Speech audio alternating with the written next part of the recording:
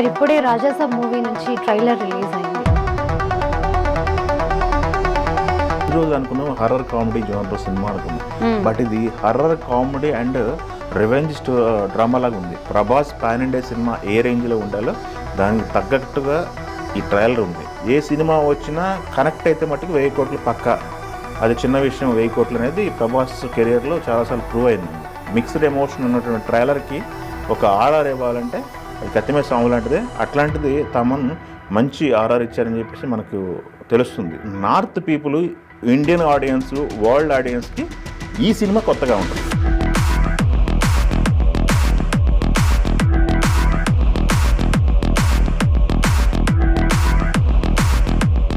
Sir ఇప్పుడే Raja Saab movie నుంచి trailer release అయింది. అసలు ట్రైలర్ చూసాక ఏంటి మీ రెస్పాన్స్, ఎలా అనిపించింది సార్? నువ్వు చూసావా? ఎలా ఉంది? బాగానే అనిపించింది సార్, పర్లేదు. బాగుంది. ఇది వాళ్ళ